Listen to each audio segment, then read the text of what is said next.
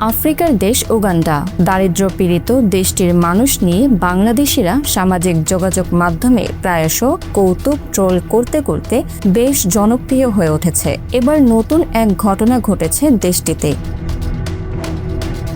দেশটির কিবালে ন্যাশনাল পার্কের ঘন জঙ্গলে একসময় ছিল শিম্পাঞ্জিদের এক বিশাল শান্ত সমাজ। সেখানেই ঘটেছে গৃহযুদ্ধের ঘটনা। একসময় এই জঙ্গলে প্রায় 200-র বেশি শিম্পাঞ্জি একটি বড় পরিবার হিসেবে বাস করত। একসঙ্গে খাবার খাওয়া, একসঙ্গে চলাফেরা, বিপদে একে অন্যকে রক্ষা করা, সব মিলিয়ে এটি ছিল প্রাণী জগতের এক অসাধারণ উদাহরণ। গবেষকদের কাছে এই দলটি ছিল ঐক্য আর সামাজিক বন্ধনের প্রতীক। তারপর এলো সেই দিন 2015 সালের 24শে জুন। এনগোগো শিম্পাঞ্জি প্রকল্প এর গবেষকরা লক্ষ্য করলেন অদ্ভুত কিছু। শিম্পাঞ্জিরা হঠাৎ নীরব হয়ে গেছে, কেউ আতঙ্কিত, কেউ একে অন্যকে জড়িয়ে ধরছে, আর সবচেয়ে অস্বাভাবিক, তারা একে অন্যকে স্বাগত জানাচ্ছে না।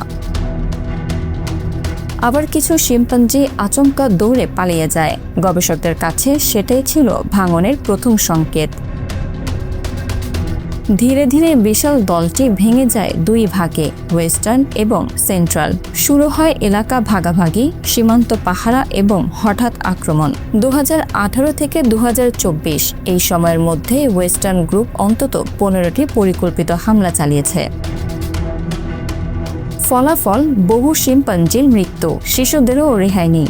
এখন পর্যন্ত 7টি প্রাপ্তবয়স্ক এবং 17টি শিশু শিম্পাঞ্জি মারা গেছে।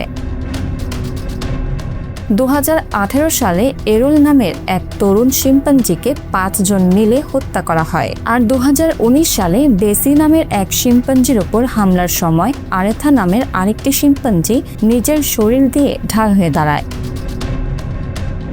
ভাবুন, একটি প্রাণী তার বন্ধুকে বাঁচাতে নিজের জীবন ঝুঁকিতে ফেলছে, কিন্তু শেষ রক্ষা হয়নি। এই যুদ্ধ শুধু প্রাণহানি নয়, এটি সম্পর্কের ভাঙনের এক ভয়াবহ গল্প। গবেষকদের মতে এই সংঘাতের পেছনে কয়েকটি কারণ। 1. নেতৃত্বের পরিবর্তন, 2. কিছু গুরুত্বপূর্ণ সদস্যদের মৃত্যু এবং 3. রোগের প্রাদুর্ভাব। এই সব কিছু মিলিয়ে দুর্বল হয়ে যায় সামাজিক বন্ধন, আর সেই দুর্বলতা একসময় রূপ নেয় যুদ্ধে।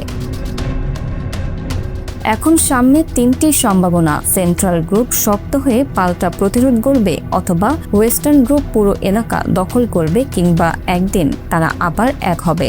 যদিও শেষ সম্ভাবনাটি প্রায় অসম্ভব, এমনটাই বলছেন গবেষকরা। Bangla affairs news desk.